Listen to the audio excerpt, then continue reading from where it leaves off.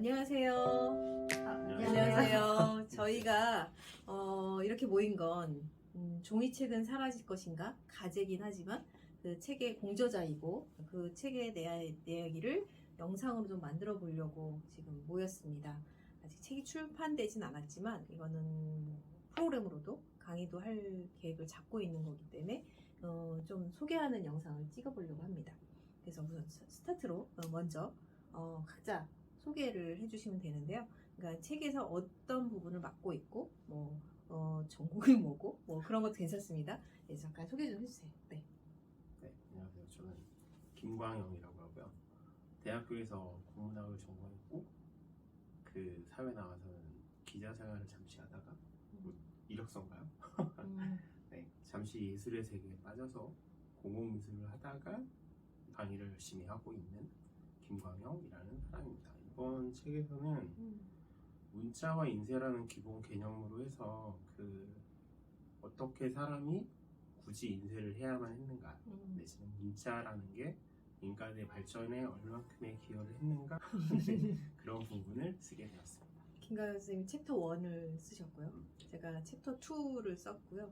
저는 교육이랑 문화를 두 가지를 전공한 사람으로서 약간 독서 관련해서 강의를 오랫동안 했고 부모들 사용으로 그러다 보니 독서의 고민들 아니면 상담하는 것들 이런 것들을 계속 하고 있었던 사람이에요. 그러다 보니 제가 맡은 파트 교육과 문화 그래서 약간 역사적인 이야기도 하고 아니면은 뭐 현대에 지금 어머님들이 고민하고 있는 학습만을 읽혀야 되는 것인가 뭐 이런 얘기까지 되게 미디어는 또 독서의 뭐 해가 되는 것인가 뭐 이런 얘기들을 조금 썼습니다. 그래서 전반적인 이야기를 좀 다루고 있는 부분이고요.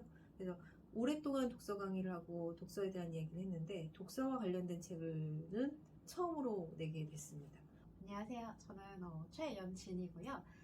저는 지금 대학에서 이제 국어국문학 전공으로 박사과정에 재학 중인 연구자이고요. 저는 이제 전자책 구독 플랫폼들에 대한 내용을 석사 논문으로 이제 작성을 하게 됐는데 국문학 전공이 왜 그런 어떤 전자책이라든지 어떤 플랫폼 미디어 같은 거에 대해서 관심을 갖는지 좀 뜬금없게 느껴지실 수도 있을 것 같은데 제가 이제 석사 과정을 하면서 이제 동시에 생업으로 IT 컨설팅 일을 한 7년 정도 이제 했었고 지금도 하고 있어요.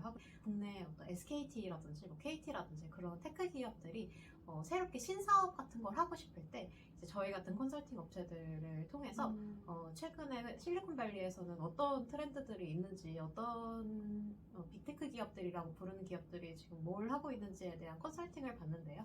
그러니까 그런 일을 하면서 이제 해외의 테크 트렌드들 특히 미디어 트렌드들이 어떻게 돌아가는지에 대한 리서치를 오랫동안 해서 그런 지식을 좀 제 전공에 좀 녹여보면 어떨까 싶어서 전자책 구독에 대한 내용을 이제 석사 논문으로 썼고요. 지금도 어떤 그런 디지털 미디어의 변화와 관련된 내용들을 어떤 국문학의 관점에서 연구를 하고자 하고 있습니다. 네, 그래서 제가 맡은 챕터도 세 번째 챕터 미래의 책의 미래 파트를 맡았고요. 그래서 요즘에 책을 읽을 때 사용되는 어떤 새로운 플랫폼들 그리고 그런 플랫폼들을 나타나게 만든 어떤 전반적인 미디어 환경의 변화 이런 부분들에 대해서 이제 소개해드리는 파트를 맡게 되었습니다. 네. 그래서 지금 1, 2, 3 챕터를 3개를 맡고요. 마지막 네 번째 챕터는 대담처럼 진짜 종이책은 사라질 것인가? 라고 하는 그런 부분들을 저희끼리 이제 이야기하는 걸로 또 마지막을 마무리를 할 생각입니다. 그래서 이제 책에 대한 이야기를 이렇게 어떤 챕터를 구성하고 있는지 말씀을 드렸는데 종이책은 사라질 것인가 라는 그 화두를 던진 거에 대한 저희 나름대로의 이야기를 영상으로 짧게나마 좀 만들어 보려고 하는 건데요. 첫 번째로 이제 그 얘기를 이제 한번 해보려고 하는데 1년에 책 얼마나 읽으세요? 아유, 책이라는 게 저희 같은 연구하시는 분들은 그냥 뭐 재미로 읽거나 꼭 필요로 해서 읽거나 이런 부분은 다 제외를 하고 순수하게 책을 읽었다라고 자신있게 얘기할 수 있을 정도는 1년에 한 2권에서 3권 정도? 뭐 짜잘하게 읽는 뭐 부분 지나가는 책들을 한 일주일에 한두 권 정도 읽는 것 같습니다. 네. 저는 그러니까 저도 작년까지 박사과정 수업을 했던 사람이라서 최근에서 그 과정 중에 있거나 아니면 독서 모임이나 아니면 책 쓰기 모임 뭐 이런 여러 이렇게 강제적으로 책을 읽어야 되는 그럴 수밖에 없는 시기에는 뭐 1년에 50권 뭐 이렇게 정해진 권수가 있으니까 그렇게 읽게 되고 그다음에 학기 있을 때도 보통 한 학기에 한 과목에 뭐 몇 권씩을 추천을 선생님이 해주고 거기에 대한 리뷰를 쓰든가 아니면 발표글을 써야 되기 때문에 그러다 보면 그게 과목마다 늘어나면 플러스 그만큼은 또 읽어야 되는 부분이어서 또 이렇게 책을 쓴다고 하면 그 책을 쓰기 위해서 또 책을 또 봐야 되니까 그러다 보면 이제 권수를 짐작할 수가 없죠. 네, 되게 여러 권을 읽는데 과연 1년에 몇 권을 읽을까? 이게 1년에 진짜 100권 이상 읽을 때도 있고 아니면 1년에 진짜 이런 거 안 할 때는 근데 저는 강의를 하는 사람이다 보니까 기본적으로 책은 계속 읽는 것 같아요.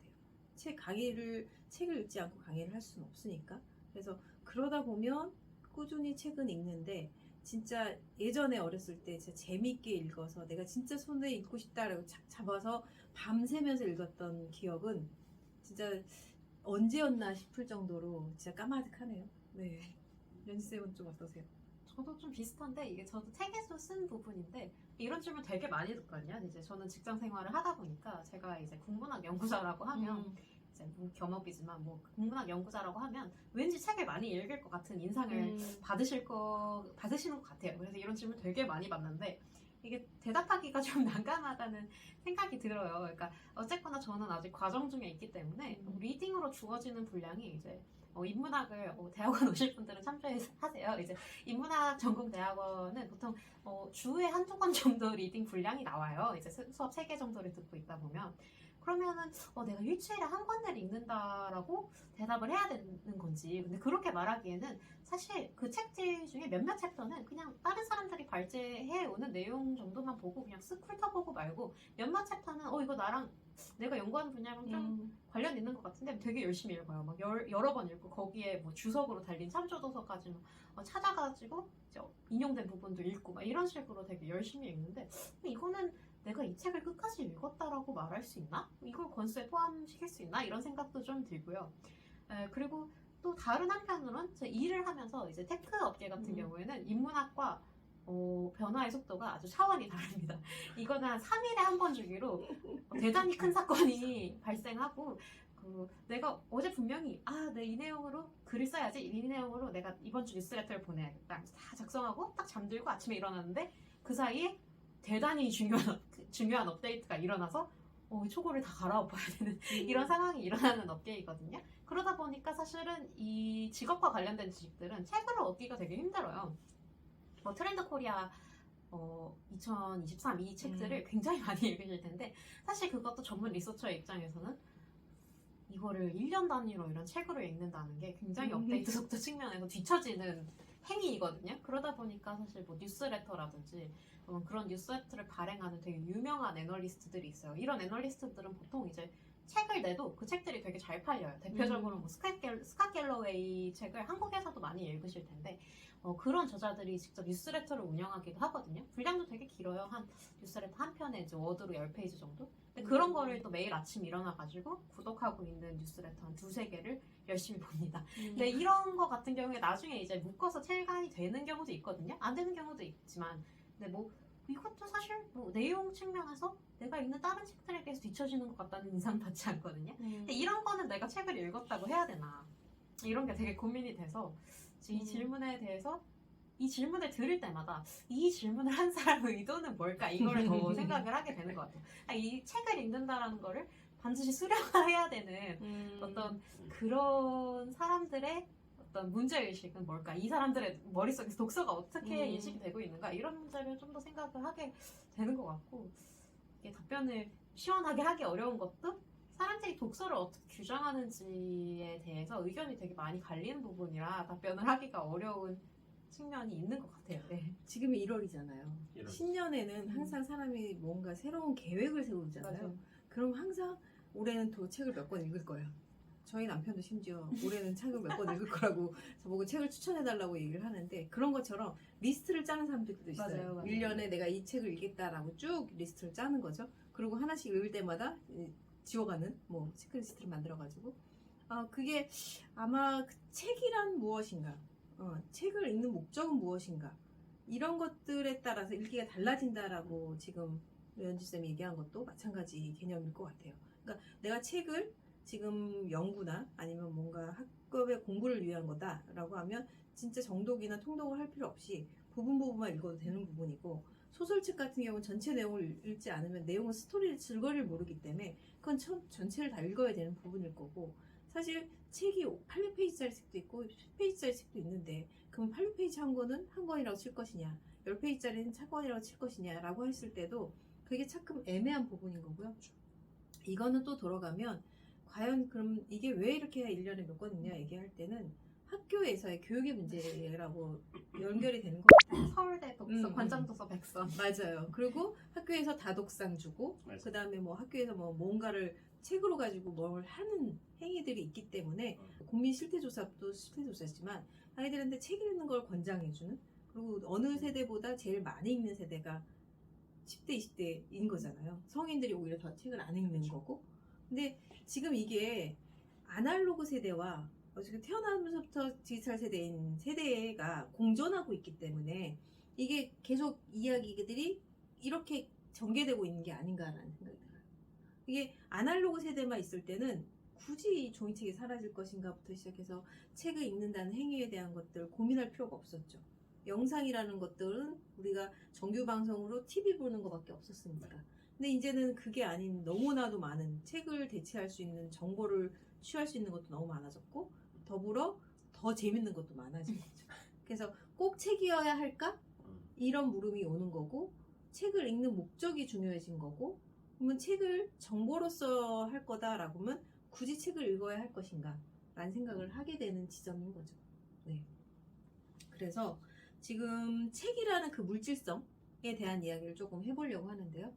책을 손으로 이렇게 가지고 밑줄 치고 뭐 거기다가 내 생각 적고 뭐 이러는 것들을 되게 그 아날로그 세대인 사람들은 종이 넘기는 그 질감, 느낌 이런 것까지 이게 책을 들었을 때 무게감 이런 것까지 다 생각하는 것 같은데, 디지털 세대는 그럼 태어나서부터 디지털인 이 세대들은 과연 종이책에 대한 그런 감수성 그런 것들을 어떻게 느낄 것이냐는 거죠.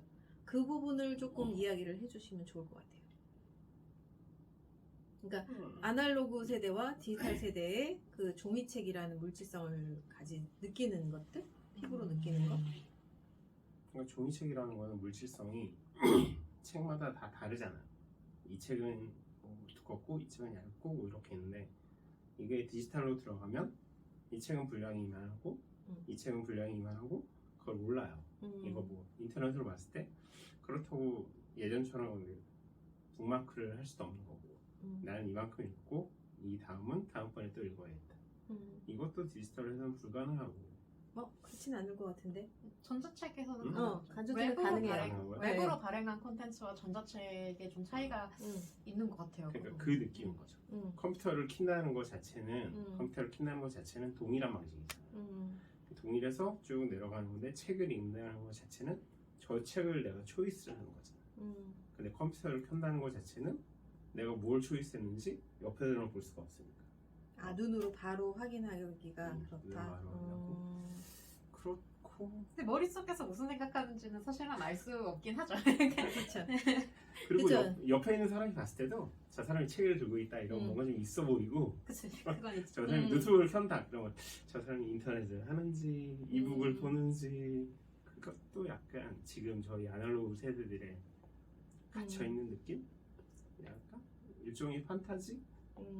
약간 그런 쪽으로 이해를 하시면 될 것 그쵸. 같아요. 판타지 내지는 추억, 향수를 아날로그. 계속 이렇게 불러오는 것 같죠. 미래 책을 담당하신 연쌤 제일 하실 말씀이 있을 것 같은데.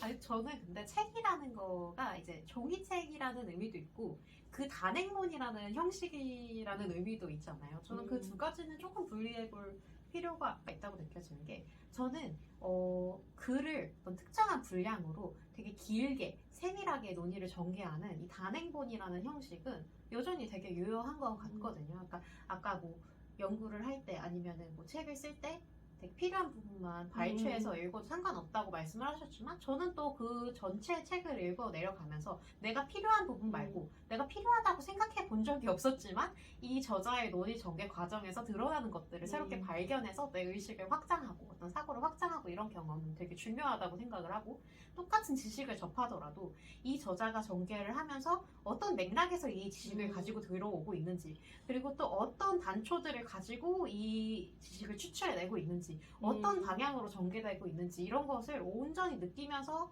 이 지식을 습득하는 것과 그냥 한 5분 정도 되는 동영상으로 이제 다이제스트로 이제 받아먹는 거는 차이가 있다고 생각을 해요. 이제 중요한 차이가 있다고 생각을 하고 다만 모든 지식을 그런 식으로 읽으려면 한 6시간 정도 걸리는 책을 통해서 모든 지식을 접할 필요는 없다.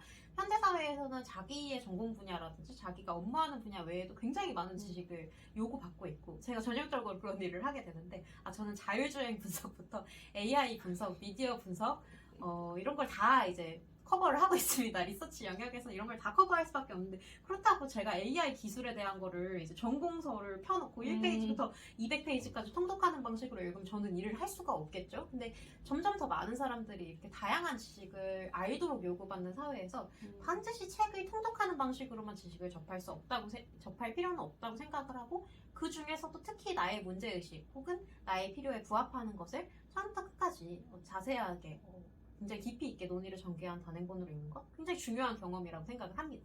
그래서 단행본이라는 형식 자체에는 저는 굉장히 긍정적으로 생각하고 반드시 앞으로도 지켜나갈 필요가 있다고 생각을 하고 그래서 이 책도 쓰고 있지만 반대로 저는 전자책과 종이책에 대해서는 사실 별 큰 차이를 못 느끼겠어요. 사실 그러니까 저는 사실 저도 아날로그 세대인데요. 그러니까 제가 더 이상 20대는 저도 여기서 젊어 보이시는데? 여기서 되게 제일 젊기 때문에 굉장히 20대를 대변하는 척하고 있지만 저도 20대가 아닌 지 좀 됐고 그래서 저도 이제 어릴 때 저도 스마트폰 없이 자랐고 이제 대학교 들어와서 한참 지나서 첫 스마트폰이 생겼고 네, 저도 주로 책을 도서관이나 대여점을 통해서 보던 세대이지만 그럼에도 저는 사실 종이책과 전자책은 엄청 큰 차이를 느끼진 못하겠어요. 근데 확실히 전자책이 종이책에 비해서 기억하는 정도가 뒤떨어진다는 연구조사는 되게 많아요.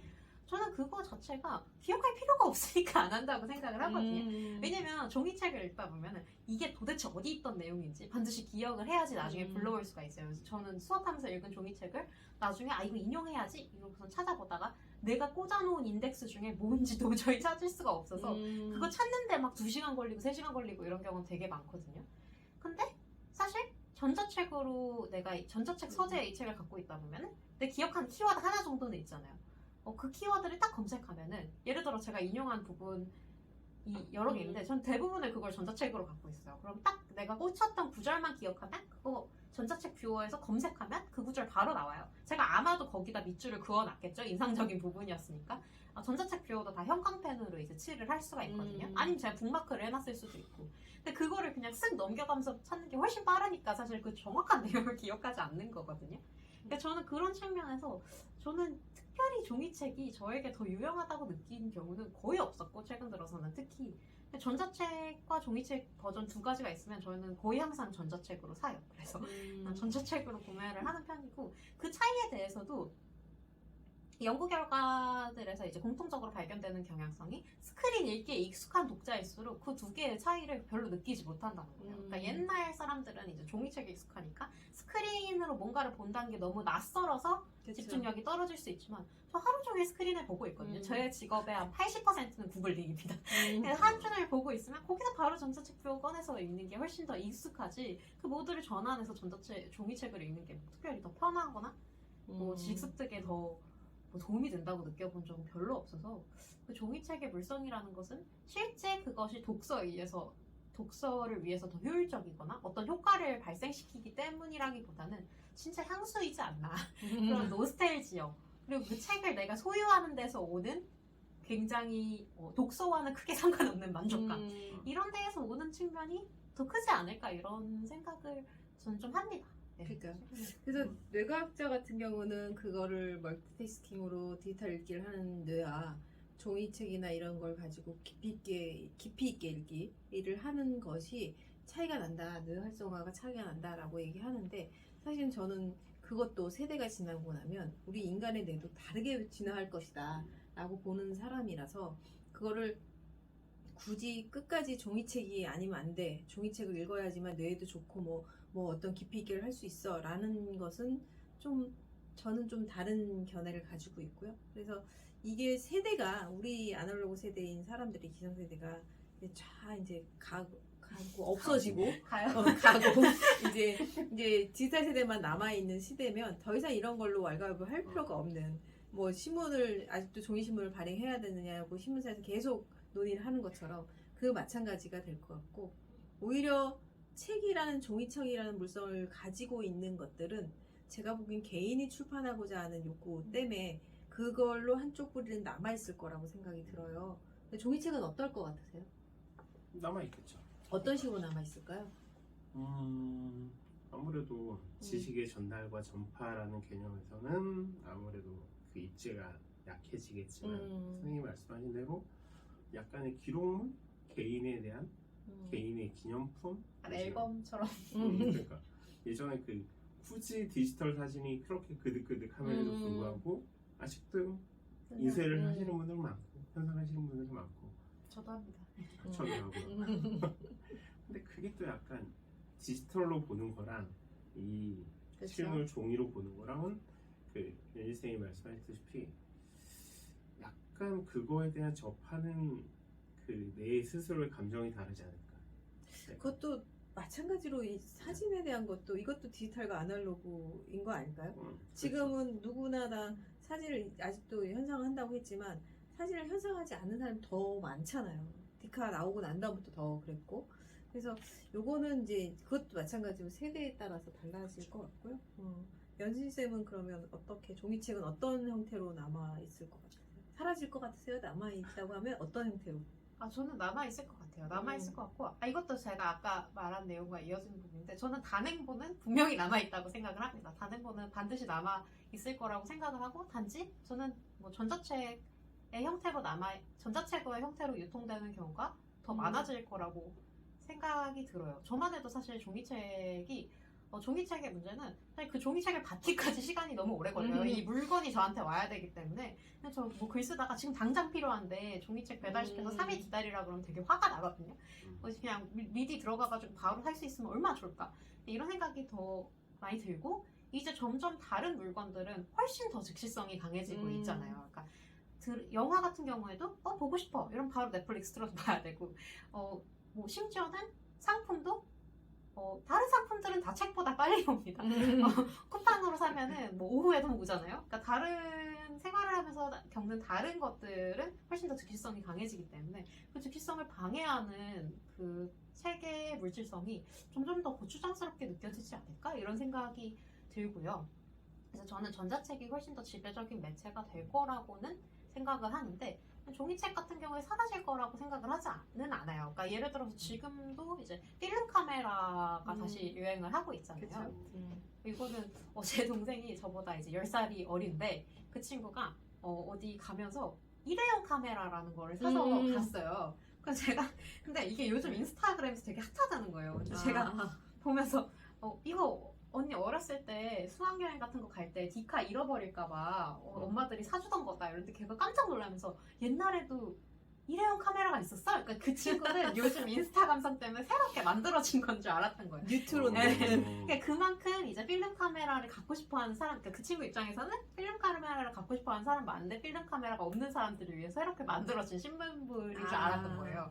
그러니까 그만큼 필름 카메라가 열풍이 불고 있는데 그런 것처럼 디지털이 보편화된 사회에서도 그런 어떤 우리가 애널로그 감성이라고 부르는 거를 아날로그 감성이라고 부르는 걸 즐기려는 사람들이 있을 거고 그런 사람들을 위해서 책은 여전히 어떤 그런 향수를 불러일으키는 상품으로서 존재할 것 같은데 마치 지금 LP판 모은 사람도 되게 많잖아요. 그럴 필요가 전혀 없는데 LP판 모은 사람들도 많고 그 LP판을 들으면서 처음부터 끝까지 한 앨범 처음부터 끝까지 들어야 하는 그 경험을 즐기는 사람들은 많이 있죠. 그런 어떤 문화 체험을 즐기는 사람들이 많고 그런 어떤 특별한 문화 체험으로서 종이책을 향유하려는 사람들은 여전히 많을 것 같지만 우리가 사실 독서가 필요하다라고 말하는 사람들이 강조하고자 하는 바가 이런 건 아니잖아요. 우리가 어떤 향수를 느끼면서 우리가 내가 문화인이라는 어떤 뿌듯함도 좀 느껴가면서 약간 그런 걸 가지고 뭐 어떤 감성을 즐기고 이런 걸 원해서 사실 독서를 하라고 하는 건 아니잖아요. 그래서 그런 우리가 독서가 필요하다, 더 많은 사람들이 독서를 해야 된다라고 말할 때 맥락에서의 책은 거의 전자책이 훨씬 더 보편화되지 않을까. 그러니까 전 종이책이 살아남는 거는 그것과는 좀 무관한 욕망에 의해서 살아남지 않을까 이런 생각이 좀 듭니다. 네. 그쵸. 그래서 연지쌤이 아마 그런 이야기를 이제 또 하셨던 것 같은데, 그 예전에 그 유럽에서 진귀한 것들, 해외에서 진귀한 것들을 소장하는 걸로 전시가 그 미술관이나 갤러리 전시가 시초가 된 게 그거잖아요. 개인 소장품에 대한 것들. 그래서 그런 것처럼 종이책도 진짜 희귀본. 그러니까 요즘 절판돼서 구할 수 없는 것들은 원래 정가보다 훨씬 비싸게 판매되고 있잖아요. 그런 것처럼 희귀본으로 종이책이 남은 어떻게 보면 그 드라마나 뭐 이런 세팅하는데 뒤쪽에 배경으로 되는 약간 서가를 채워 넣는 그런 거 있잖아요. 소품으로 다 있는 거잖아요. 빈 소품으로 되어 있는 팔잖아요. 중고책보다 비싼 가격에 팔더라고요. 네네. 그런 것처럼 어떤 개인의 약간 자본주의 사회에서는 어떤 뭐 식자층이 될 수도 있고 아니면은 진짜 계급으로 뛰어넘는 뭐 돈이 너무 많아서 이걸 내가 소유하겠다라고 하는 걸로 또 아니면 또 진짜 소주 아까 얘기했지만 그 소주 원 빨간 딱지의 진로 예전 소주가 지금 더 비싸게 팔리는 것처럼 희귀본이 되는 걸로 기념으로 소장하는 약간 원본이 주는 권위를 향유를 하는 거죠. 그런 걸로도 좀 남아있는 그런 게 될 수는 있을 거다. 근데 이게 지배적으로 보편적으로 누구나 다 읽고 소비되고 유통되는 것으로서의 종이책은 힘을 점점 잃어가지 않을까라는 생각은 우리 셋 다 조금 하고 있는 편입니다. 그리고 지금 디지털 읽기나 아니면 이북이나 뭐 밀리 서재 같은 그런 걸 플랫폼을 통한 읽기가 익숙하지 않은 기생세대들이 끊임없이 자꾸 이렇게 이야기를 하는 것 같고요. 이게 익숙해지면 우리 인간은 익숙하지 않으니까 안 쓰는 거거든요. 근데 익숙해지기만 하면 어느 것보다 더 빨리 불편한 건 버리고 새로운 걸 취할 수밖에 없잖아요. 그래서 그것도 그렇게 오래 걸리지 않을 수도 있지 않을까라는 생각이 들고 우리가 코로나 상황 때문에 온라인이라는 게 너무 익숙해진 게 불과 3년 만에 이렇게 확 바뀌었잖아요. 생활이. 그렇기 때문에 우리는 이걸 경험했기 때문에 그 전에는 이런 일이 있을 거라고 얘기해도 아무도 그러지 않을 거라고 생각하지만 이제는 그걸 한번 경험했기 때문에 그럴 수도 있겠다라는 생각을 하는 것 같습니다.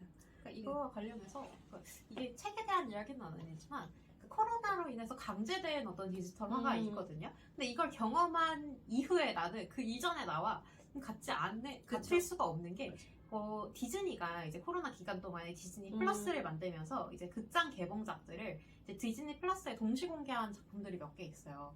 근데 그거에 대해서 이제 그런 주주 미팅 같은 데에서 디즈니 CEO한테 그러면 코로나가 끝나고 코로나 이제 엔데믹 국면이 오면 예전처럼 극장 개봉 방식으로 돌아갈 건가요? 이렇게 물어봤는데 그 CEO가 약간 뜨뜻미지근한 반응을 보였어요. 그래서 글쎄, 근데 사람들이 이렇게 코로나 3년 동안 집에서 잠옷 뒤집어 쓰고 이렇게 그냥 클릭 몇 번 해가지고 가격도 싸잖아요. 그렇게 해서 보는데 익숙한 사람들이 쉽게 극장에 다시 오려고 할까요? 이런 얘기를 했었어요. 근데 디즈니가 사실은 박스오피스를 먹여 살리는 전 세계 최대의 큰손이거든요. 근데 그런 디즈니조차도 코로나 이후의 관객이 이전의 관객과 같은 방식으로 움직일 거라고 생각하기 어려운 상황에서 이제 우리가 모두 한 3년 동안 이런 디지털 세계에서 살아갔는데 그런 이후에 우리가 과연 그 아날로그의 세계를 전과 같은 방식으로 느낄 수 있을까 이런 게 저도 좀 궁금합니다. 네. 그렇죠. 그러니까 강의 시장도 바뀌었거든요. 그러니까 코로나로 어쩔 수 없이 강제된 온라인 강의가 이제는 너무 익숙해져서 강사조차도 그런 얘기 하잖아요. 위에만 정장 입고 밑에는 잠옷 바지 입고 강의한다. 뭐 이런 그런 쾌감을 느끼는 사람도 있고 그러면서 수강생조차도 모집을 하면 오프라인 강의로 모집하면 모집이 안 되고 온라인 강의로 한다면 모집이 되고 이런 역현상이 나타나고 있거든요. 그래서 우리도 마찬가지로 이 종이책이라는 것이 결국은 그런 것 디지털 시대의 변화에 어쩔 수 없이 따라가는 시대 흐름에 따라가는 것으로 변화되지 않을까라는 생각을 해봅니다. 물론 이거보다 더 많은 이야기를 지금 책 속에서도 하고 있고요. 그리고 또 그걸 저희끼리 이제 대담을 한 내용도 있는데 영상으로 만들기는 너무 긴 내용이라서 나머지는 책이랑 그다음에 그 강연에서 좀 자세하게 들려드릴 겁니다. 더 하시고 싶으신 말씀 혹시 있으시면? 이게 바로 종이책, 아니 이게 바로 좋지. 단행본의 필요성을 그렇죠, 그렇죠. 책으로 보세요. 이렇게 여기 강의로. 예고편. 네, 예고편입니다. 네, 네. 이렇게까지만 저 맛배기로 좀 영상을 좀 제작해봤습니다. 관심 있으신 분들은 책이 이제 출간이 되면 책으로도 보고 강의는 바로 기획을 해서 할 생각을 하고 있기 때문에 강의장에서도 만날 수 있을 것 같습니다. 기대 많이 해주시고요. 선생님 두 분도 활약을 좀 부탁을 드리겠습니다. 네, 오늘 여기서 영상을 마치고 두 분 다 수고하셨습니다. 감사합니다. 감사합니다.